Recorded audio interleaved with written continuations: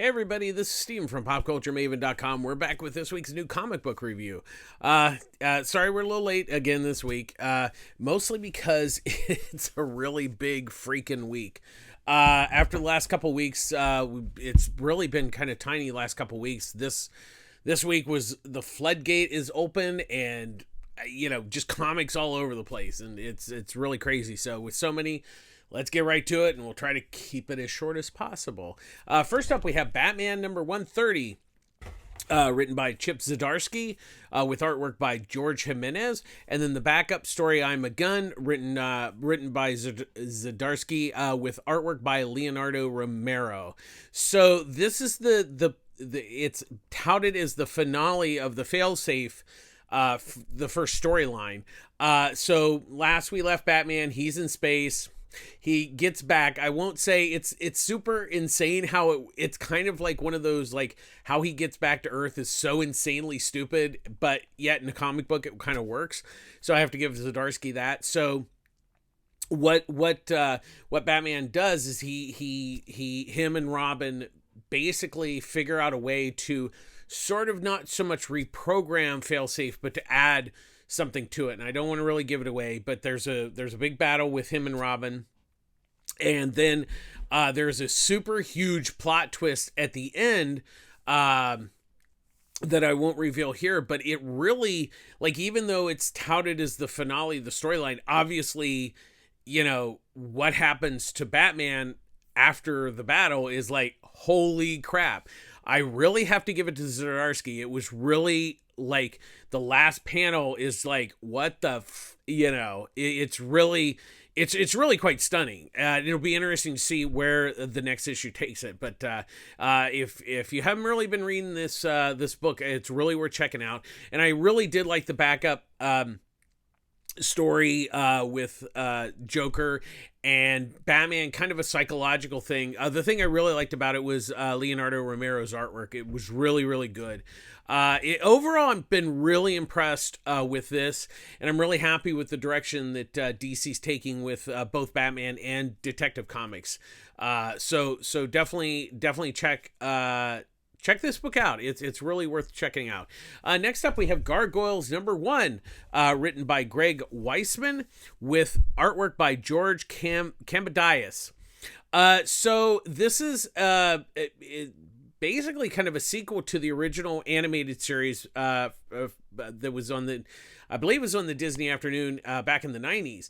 And so I know I watched a bit of the original show, but I know that it never quite ended. Like, the show was left on a cliffhanger, and the following season never came to fruition. So Dynamite has gotten a license from Disney to do new stories, and the good thing about it is Greg Weisman, the creator of the show and the head writer of the show, is writing the comic. So who knows better about the characters than him? And I really have to give it to him that he really, this first issue is a great first issue in the fact that he takes the time to introduce all the characters. So if you're super familiar with the show, it might be, a little redundant for you. But honestly, I think there's going to be a lot of people that kind of remember the show, but haven't really watched it recently. So taking the time to introduce all the characters and kind of giving them a little bit of background was really a really brilliant idea. Great for new readers. This is like, even if you've never seen the show, you can pick up this first issue and kind of get going to what the storyline, or the basic premise of the story. You get to know the characters, and so now that first issue is he's done that, they'll be able to build from that. There is a bit of a little kind of police type storyline underneath the introduction, and it's good because it kind of keeps the story moving while you're introducing all the characters. Kambadias' artwork is really nice, captures the spirit of the animated series. It's really a good start, and like I said, if you have a fondness for Gargoyles, or even if you're new to Gargoyles, this is a really good place to start. So I was pretty impressed with the first issue on this, and it really hits the ground running. Really new reader friendly, so definitely check it out. Next up, Know Your Station #1, written by Sarah Gailey, with artwork by Lena Kangas. So what this is, the best way I can really describe it, if you've ever seen the movie Outland with Sean Connery, where he's like a policeman investigating a murder on a space station. That's the basic premise here. So what it is, there's a murder, and they don't have any police on this station. So, but they have a detective. And so what it is they have cameras that record everything so they can play back like hologram versions of it. So so there's this murder, and then a policeman actually comes to the station to help solve this murder. And then in turn, she gets murdered. So now the detective, who really has never investigated murder, now has to deal with two murders. So that's the basic premise here. Like I said, I mean, obviously, if you've never seen Outland, you wouldn't know this, but if you've seen Outland, you kind of know this basic story. I wouldn't say that that's fatal. The thing I did struggle with was the artwork. Kangus's artwork is kind of on the simple side, and it also is kind of inconsistent. I don't think it was terrible or fatal to the story. I think it was just like it was noticeable, and that definitely does not help. So you have like a pretty basic premise that in a lot of ways has been told before. I didn't really find a super new angle to this. So I would say that this is definitely kind of probably one to skip this week, especially with the amount of books that came out this week. It wasn't that bad, but it was just really okay. Next up, we have Frank Miller's Pandora #1, with plot by Frank Miller, written by Chris Silvestri and Anthony Marenfeld, with artwork by Emma Kubert. So what this is, so it's a story about this girl, Annabeth. She lives with her mom and her grandfather in this house, but it's also kind of a bed and breakfast, and there's these like weird guys that live there. So there's kind of that, but then her grandfather gives her the map of this woods, and apparently there's something magic or something in the woods itself. So she decides to skip school, go in the woods. She meets this boy, and they kind of discover, she discovers like, there's this flower, and it's like a magical flower. And the boy's like, no, you shouldn't, you should leave it here, blah, blah, blah. She ends up taking it home. Her grandfather's like, oh, well, this is what happened to your grandmother. She, this flower. And, that's the basic premise here. Once again, the story's okay. I think it's off to a good start. It's kind of it lays the groundwork for the story. It's pretty basic here. I wouldn't say that I was overwhelmed by the story. It's something you've kind of read before. The thing I did struggle a bit with was Emma Kubert's artwork. She's a really good artist, but I felt that there were really inconsistencies with it, and it just struggled at times. There's some really good artwork, and then there's some that's like just kind of okay. So I think it's one of those. I think it's got I think it's got a decent premise. The art's good, just not amazing. I think I was expecting a little bit more out of her because of her previous books, but it kind of ended up in the okay category. It's something that I will probably give it a second shot with the second issue, kind of see if there's kind of better momentum in the second issue, but otherwise it's a little iffy on this one this week.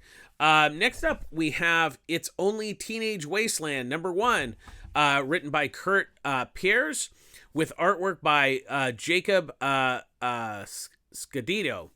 So really, this is kind of a slice of life type story of this group of guys that are in high school, and they're kind of not high enough on the food chain to be well known, but they're not low enough to be picked on. So they're kind of like on the edge of the nerds, but yet nobody really bothers them. And so what it is Javi he's kind of, well, he's basically the main character. He him and the gang, or his parents are leaving for the weekend, so he convinces his sister to have that they can have a party, and she's convinced because one of his friends she's really like in love, she's like really hot for. And so they have the party, and then of course some of the bullies who didn't get invited, they come and they start a problem, and then Javi gets knocked out, and then he wakes up in the I guess the future is kind of this dystopian future. So that's where the Wasteland part of it comes in. I kind of liked it. I mean, it's one of those, it's, as you read it, you're not necessarily going to be overwhelmed, but I think what I liked about it was that Pierre's, the dialogue and the characters felt really natural. And there's obviously a lot of dialogue because they talk and stuff, but it was just, like I said, it was one of those slice of life type things. And the twist of the Wasteland thing, it's being compared to with Nice House on the Lake, and yeah, I think there is some the Wasteland part, but like I said, I think the characters and everything are pretty well rounded out for a first issue. It does a nice job, and Salceto's artwork is actually nice. I liked it. It was, not flashy, but it fit the story really well. So I think it's worth checking out. I really kind of liked it, and it'll be interesting to see where they take the story in the second issue. Next up, we have All Against All, #1, written by Alex Pendel with artwork by Casper Wingard. So this book is really weird. So the basic premise is it's set in the future. Earth is gone. And so the operators, these aliens, have basically kind of set up this zoo where they have animals and stuff. And then they basically study them. And so, but they also take parts from the animals and kind of like they build it on themselves. And so then later on, like one of the other, like an elder or something, comes and tells them, hey, we're not funding your experiments anymore. But also the interesting thing is there's a human within this zoo that they don't quite know about. So there's kind of that. It's really a bizarre kind of like, as you're reading it, it's kind of weirdly disjointed. Not in a bad way. It's just really, it's an odd premise. I mean, the premise is pretty basic, but the structure of it's really kind of odd. And it's one of those, I don't know that it's something I wouldn't recommend to everybody, but it is really unique and got the premise is really good. And then I really like Wingard's artwork. It's really a nice looking book. It's very odd. So if you're definitely looking for something different and you're willing to kind of take a chance with it, I think it's worth checking out, but it's certainly not a book for everybody. But with that being said, I think if you are looking for something unique, then definitely check it out. Next up, we have Do a Powerbomb, #7, written and drawn by Daniel Warren Johnson. So yes, this is the last issue, and I've really loved this series from day one. And I really want to reiterate, if you're turned off by the idea that it's about wrestling, forget that, because wrestling is a big part of the story, but it really is about the characters and the emotional journey that they go through. And so basically what it is the final battle, they're battling God in a wrestling match. And I really don't want to give any more away. But I really want to reiterate that it has a really beautiful emotional ending. It really, it's such an amazing book. It really is, both in story, and then of course I'm a really big fan of Daniel Warren Johnson's artwork.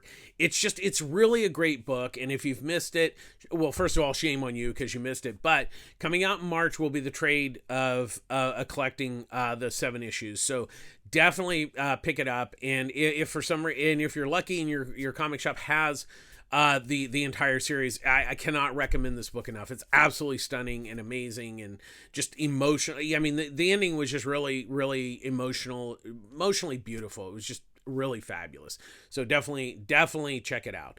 Next up, we have Batman, the Joker, the Deadly Duo, #2, written and drawn by Mark Silvestri. So Batman and Joker are kind of having to work together because what it is there's these clones of the Joker, but they're kind of like, vampire werewolves kind of thing. And so in the last issue, it left hanging where the creatures are coming after them. And so Batman's trying to fend them off. And so he gets bit and, kind of like not, once again, kind of good the vampire thing. So he stumbles back to the Batcave with the Joker. And so once again, they keep the Joker in the Batmobile. Dick and Alfred fix up Bruce.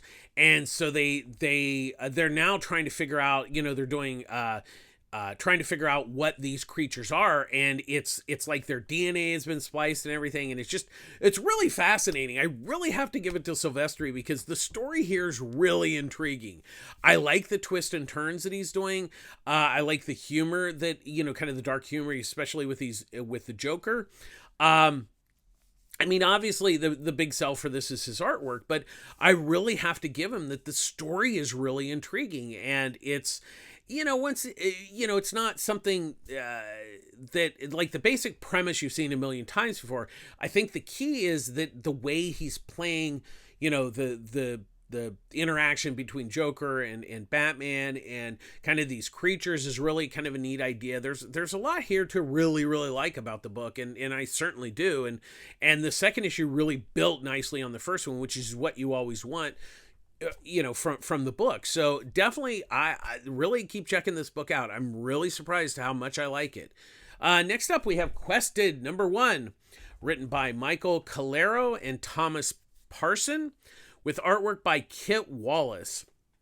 So what this is, there's the band of three, I guess you could, they're not really mercenaries. Best way to describe them is conmen. So there's kind of two guys and a girl, and there's like the main guy who's running the whole scam. And so what it is they go to kings and say, hey, we've heard through the grapevine that your daughter is going to be kidnapped, and we'll set it up and we'll capture them, blah blah blah. So they do that, and then you find out that they basically played the king. So another king, so they got a bunch of money. They're like, okay, the head guy's like, we got enough money, we're gonna call it quits. And then a king comes along and hears that his daughter's gonna be kidnapped, blah blah blah, same story. And so what it is they go through, and as they're waiting for their partner, for her to get kidnapped because she's playing the princess, the group comes and steals the real princess. So the guy that they set up to steal the princess is like a double agent. So it's really a lot of fun. I was really I really kind of enjoyed this.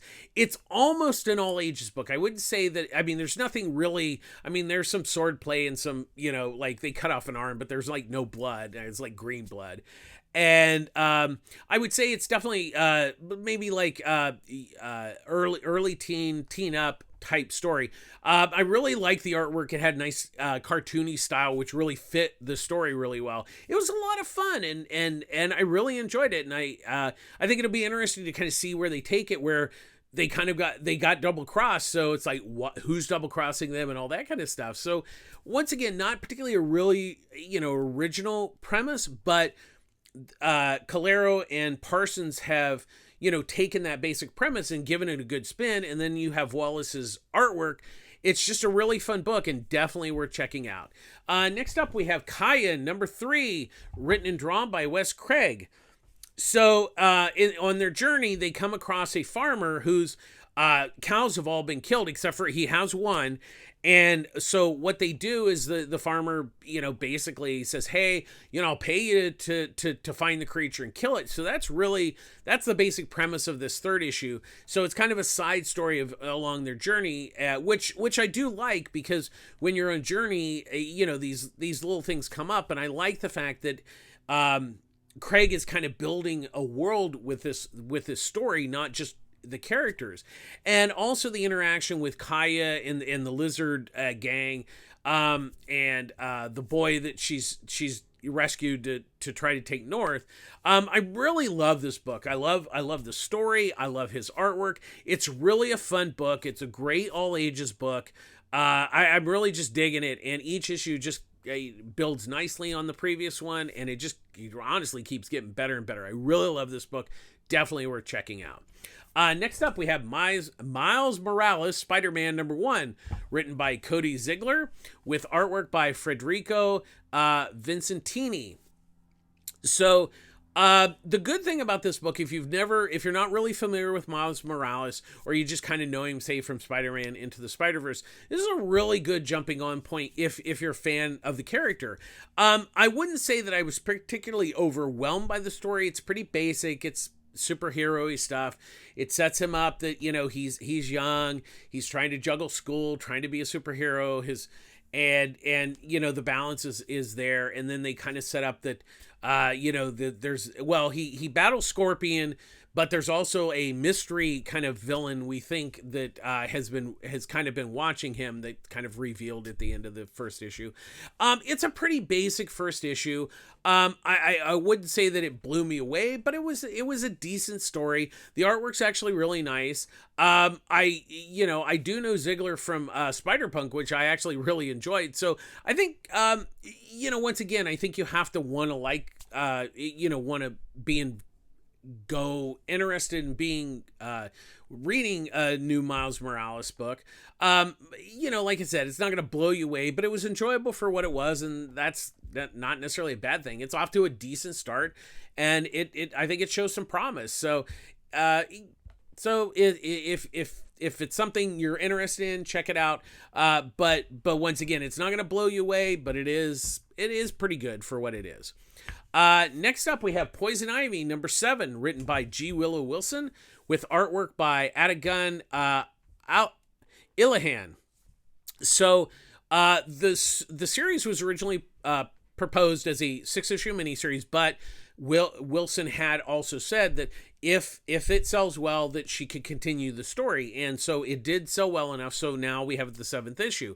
So this really builds upon the first story arc. So I wouldn't say it's a great jumping on point, but she did defeat the villain and the fungus that had attacked her. And so this issue, she kind of is she's going after a fracking company.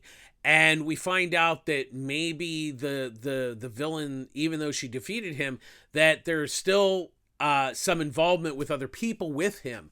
So that's kind of where this issue goes.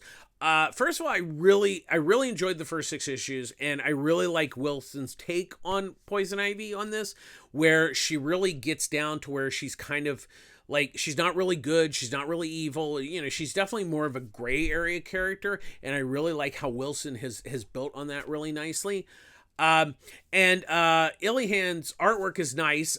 This is the guest artist this issue, does a really nice job. But like I said, I wouldn't say that it's really a good jumping on point, but I think you're just not gonna get some of the some of the little details from the first story arc.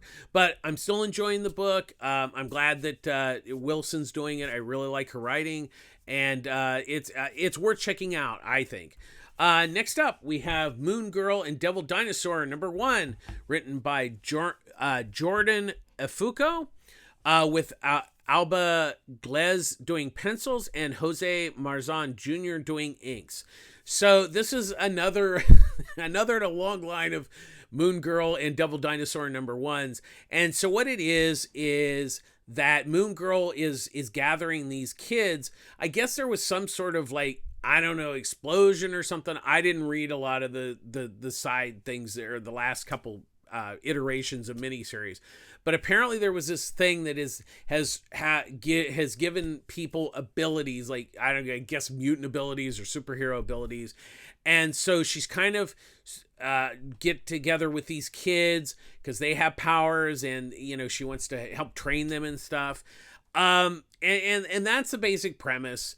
And I think the problem was it really wasn't Moon Girl and Devil Dinosaur. It was kind of this like kids superhero like hockey gang story, and it was like, okay, that's nice, but it didn't really do anything. It was kind of sad in that respect, because it's like if you're buying a book for Devil Dinosaur and Moon Girl, there really wasn't much of Devil Dinosaur in there, and he really didn't do much, and she didn't really do much. So it was just kind of like it didn't get off to a really good start, and that was kind of a problem. Now, I will say, as an all ages book, it definitely might appeal to younger kids because they're not necessarily going to be concerned, but the fact that Devil Dinosaur is not in it that much might be a problem for them.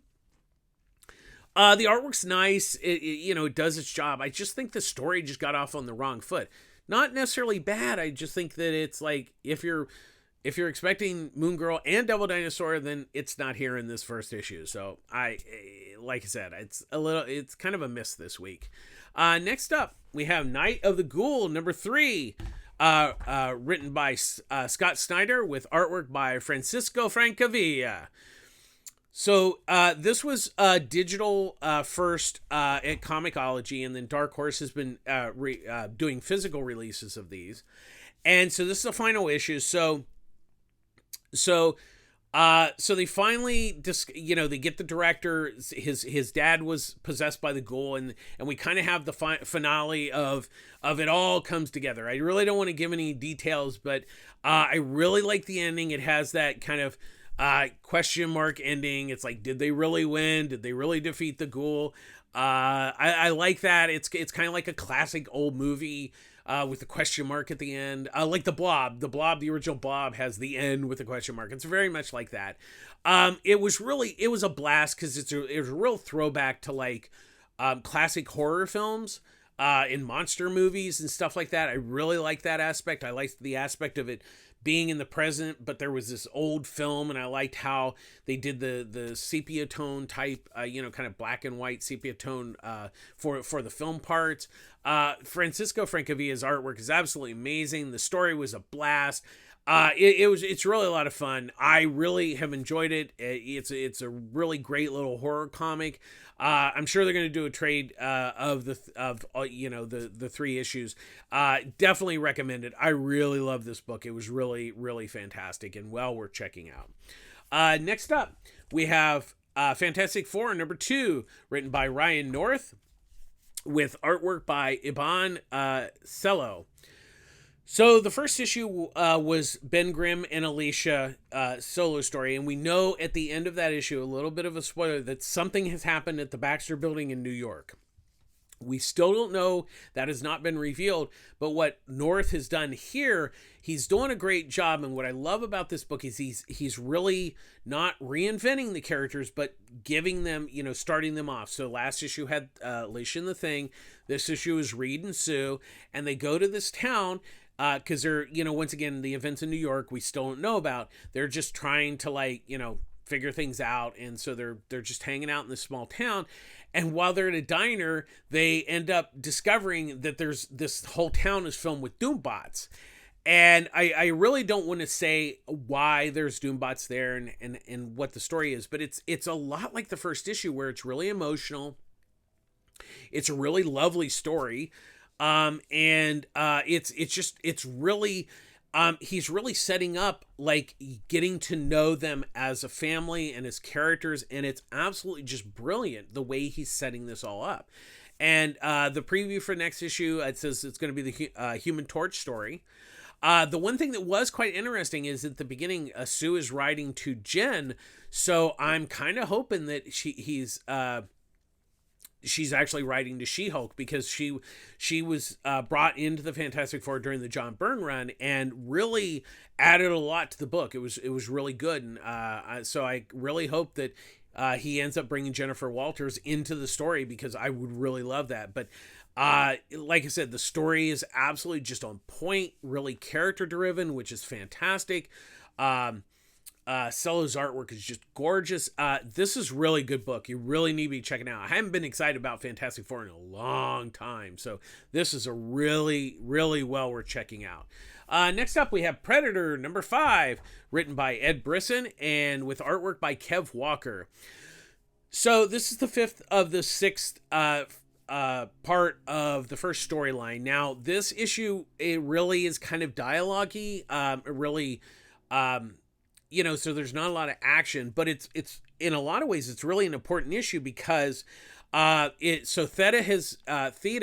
has been captured by the company, or by people who work for the company that she stole the ship from.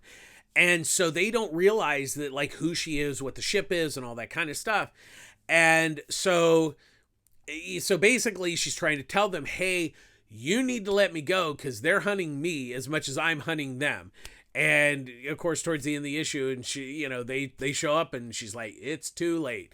So that's really, like I said, this is kind of that middling type of issue where it's really gonna, it's really setting up for the finale of next issue. That's what it is.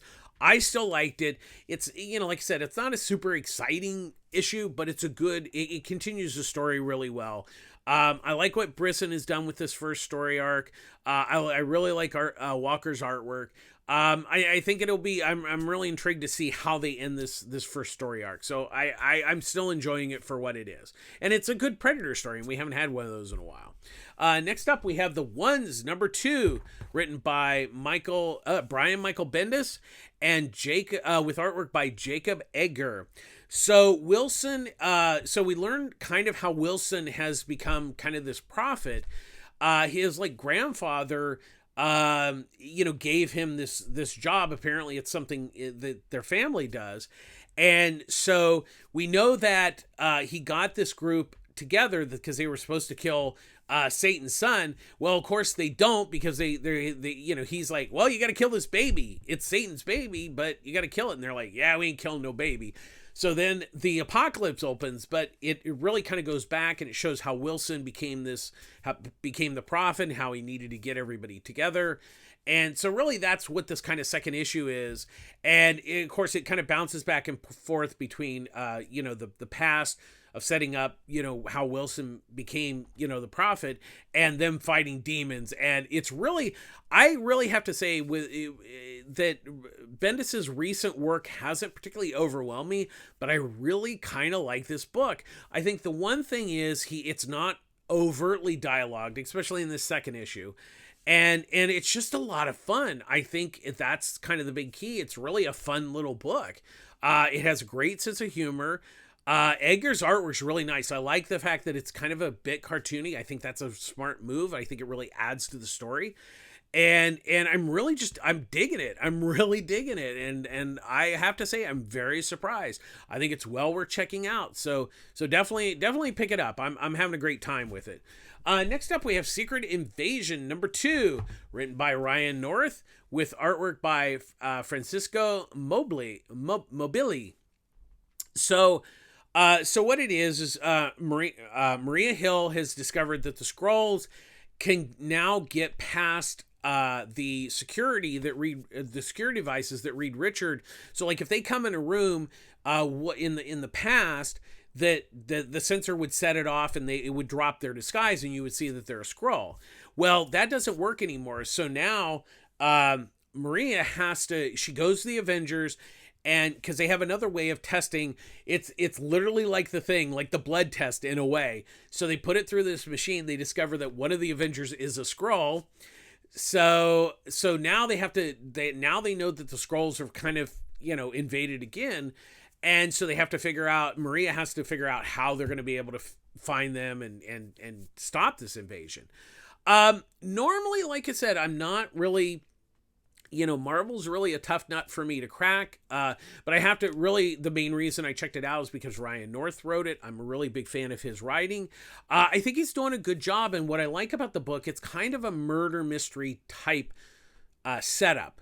It's not a murder mystery, but it has that same basic structure. It's a smart move, and the other thing I like the fact that it's not a big blowout fiesta. It has heroes and all that kind of stuff, but it's like that mystery, sort of murder mystery thing. Mobility's artwork is really nice. It's a good looking book. I'm actually having a lot of fun with it, and like I said, I think North is on the right path to where it's not. It's kind of a low key type story, and I think that's really working well in its favor. So I still think it's well worth checking out. Next up, Behold Behemoth #2, written by Tate Bromble with artwork by Nick Robles. So we have Gray, he's the adult man, and then there's Ren, who's the girl who has this power. So we know from the last issue that there's that she has some sort of power. We don't know quite what that power is and what it does and everything. We just know that it really can go off like a bomb. And so that was in the past. So now the second issue, as we know from the first issue, they're in the future. So it's kind of this, dystopian future. Once again, that seems to be a hotbed of story. Let's have a dystopian future. Everybody, dystopian future for everyone. And so they go into a town, and he has to kind of keep Ren kind of hidden, because if people find out about her power, then they'll not be welcome. I will say I really like the premise of this. I don't know that the second issue really moved the story a whole lot forward. It did introduce some new things, but I think it was, it is a bit of a slow burn. Even the first issue was a bit of a slow burn. So I think it might be a little bit of a struggle at this point for readers. Like I said, I think the premise is good enough to give it one more chance, to give it a third issue, to kind of see where Bromble is really taking this story. I mean, he's setting things up here, and slow burn books are really tough to judge, because a lot of times they'll kind of come together, maybe in like the later down the road, where a lot of this stuff, this makes sense now. So it's really kind of hard to recommend these type of books, because we're still kind of going with the flow of what they're setting up. Robles' art's nice. It's a really good looking book. It's got a good premise. It's like I said, it's kind of a hard recommendation. So we'll kind of see where it lands with the third issue, and see if there's kind of like enough reveal to like kind of keep going from here. And finally this week we have Nocterra Val Special #1, written by Scott Snyder and Tony Daniel, with artwork by Francis Monopole. So what this is it's a standalone story. So if you haven't read Nocterra, I wouldn't say that this is the best place to start, but it is. You could read this, and if you like the elements of the story, because what it is it goes back to the past when Nocterra and her brother, they're still kids. And so it's a story about the first ferrymen, and they're ones that drive people from like town to town, because the world's enveloped in darkness, and so they have these trucks that have lights on them and destroy the like shadow monsters. And so the story about Raleigh Royce, who was the first ferryman, he was the first one to make his truck be able to travel and carry things and go visit other towns and try to get bigger groups of people together. So they go to this town, they find out that it was a company that made lasers, and they do it. The problem is that they discover that these people are cannibals, because that's they don't have any food. And so that's the basic premise. It's just a story in the past of how the ferryman started, and he was the first one. Like I said, I really like Nocterra. I think the premise is really good. I really like it. The main story is drawn by Tony Daniel, but this special, Tony Daniel does some framing sequences, but the main artwork in the story is done by Monopole, which is actually really nice, because it gives it a different look, because it's in the past. Like I said, it's a good story. I really like the series. once again, I don't know that I would recommend this to first-time readers heavily, but I think the story the story in the past does stand alone enough that if it's something you're interested in, then it's a fair place to start. But I really enjoyed it. It was a great standalone story that does stand on its own. I mean, there are shades that of the present day parts that I have to do with a little bit of the main storyline, but not terribly much. So it's something, even if you're if you're reading the regular series, you're probably going to want to pick this up, but it's not entirely necessary to the main series. But that's, once again, it's a standalone special, and that's kind of its point. That's gonna do it, kids. I think we did really good. I'm actually pretty impressed. I tried to keep it moving. It's because there's a lot of books this week.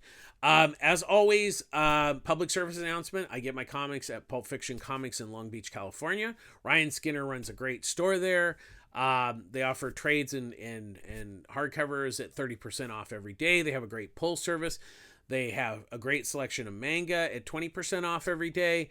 It's a really great local store. If you're in the Long Beach area, definitely check it out. It's a really good store. If you're looking for a place for a good pull service, it's really, you can't beat Pulp Fiction Long Beach. There is a sister store, Pulp Fiction Comics Culver City. It's a separate store, same name, separate store, run by Chris and her team. They have the same, similar discounts, stuff like that. It's once again, if you're in the LA area, it's another great comic shop to go to. But as always, really support your local comic shop. It's really important. Times are tough. I know everybody's money's tight, and comics kind of fall by the wayside. But make sure that if you have a pull service at your local comic shop, please pick up your books, because they pay for them before you do. So really make sure you support your local comic shop by picking up your stuff. Also, it's a holiday season. Trades and graphic novels make great Christmas presents, or Kwanzaa presents, or Hanukkah presents. And like I said, both but Pulp Fiction Long Beach offers great discounts on their book, and they have a lot of great books in stock. So definitely check them out. But as always, please support your local comic shop. They're the backbone of the industry. They're the main reason we get comics every week. Beyond, obviously there's creators and stuff, but it really is the comic shops that really are the glue that hold the whole industry together. And as always, we end our show with please be kind. Kindness doesn't cost anything. Kindness is great for you and everybody else. I know things are tough out there. I know that COVIDs are spiking again. So please be safe. Make sure you get boosted, vaccinated. Just take care of yourselves out there. I know there's a lot of stuff going on. Trust me, I know that just as much as everybody else. Because things are a little rough for me. I'm okay, folks. But I get it. I totally get it. So please take care of yourselves. Take care of others. Like I said, be kind to each other, and take care of yourselves. And as always, thanks for watching. Please like and subscribe to our YouTube channel. Comments are welcome. And please share with your friends, and please make sure you subscribe to the YouTube channel. It's always appreciated. So take care of yourselves. We'll be back next week. Next week's going to have Batman Spawn, probably the biggest release of this month. So stay tuned. Come back next week for that review. And as always, take care of yourselves. Thanks for watching. This is Steven from Pop Culture Maven signing out. I'll see you next week. Take care of yourselves. Bye-bye.